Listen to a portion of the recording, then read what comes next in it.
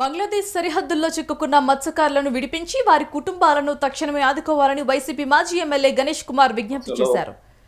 అసీలమెట్టలో party కార్యాలయంలో ఏర్పాటు చేసిన మీడియా సమావేశంలో ఆయన మాట్లాడారు. విజయనగరం, భోగాపురం ప్రాంతానికి చెందిన 9 మంది మత్స్యకారులు అక్టోబర్ నెలలో బంగ్లాదేశ్లో చిక్కుకుపోయారని తెలిపారు. 2 నెలలు కావస్తున్నా కూటమి ప్రభుత్వం వారిని విడిపించే ప్రయత్నం చేయలేదని విమర్శించారు.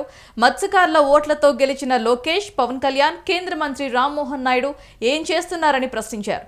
వైసీపీ ప్రభుత్వం ఉంటే మత్స్యకారుల పరిస్థితి ఇంత దారుణంగా ఉండేది కాదని తెలిపారు. బంగ్లాదేశ్లో చిక్కుకున్న మత్స్యకారుల కుటుంబాలకు ప్రభుత్వం తరపున 5 లక్షల రూపాయల పరిహారం ఇవ్వాలని డిమాండ్ చేశారు. 5,000 రూపాయలు ఇస్తాము.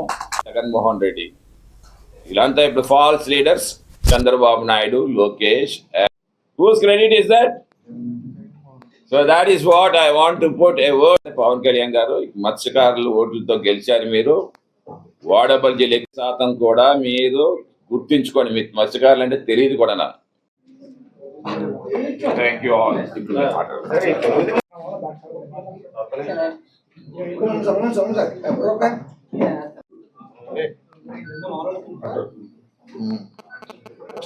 వదిలిపోదు కదా, ఎందుకంటే పేపర్ మీ దగ్గర పొలం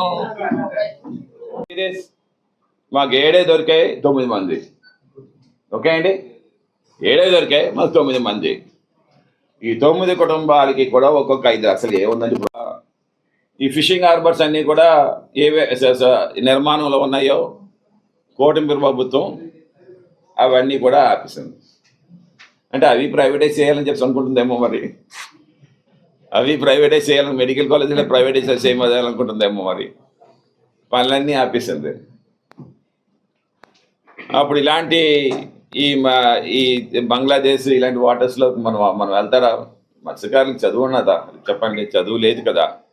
మరి అలాంటి చదువు లేని వాళ్ళకి కావాల్సింది ఏంటంటే మంచి ఇన్ఫ్రాస్ట్రక్చర్ ఇవ్వాలి. సో అలాగే ఆటోమేటిక్ ఇన్ఫర్మేషన్ సిస్టమ్ కూడా ఈరోజు ఇంప్లిమెంట్ చేసి ఏవైతే ఈ గూగుల్ కోఆర్డినేట్స్ ఉన్నాయో ఈ ట్రాన్స్పాండర్స్లో మ్యాప్ చేసి ఆ సిస్టమ్స్ అన్నీ కూడా ప్రతి మత్స్యకారుడు కూడా వేటకెళ్తున్న మత్స్యకారుడు ఏదైతే 135,000 మంది ఉన్నారో ఆ ట్రాన్స్పాండర్స్ వాళ్ళకి ఇస్తే ఆ వాటర్ దగ్గరికి ఇలా చేరుతున్న వెంటనే ఇమీడియట్గా అలారం మోగితే ఆటోమేటిక్ స్టాప్ అవుతారు. ఎందుకు ఈ రకంగా మమ్మల్ని ఇబ్బందికి గురి చేస్తా ఉన్నారు? దొరికేమే అనుకోండి, ఈరోజు వరకు రూపాయి ఇవ్వలేదు. సంవత్సరంలో ఒక్కొక్క కుటుంబానికి 5,000 రూపాయలు ఇస్తాము.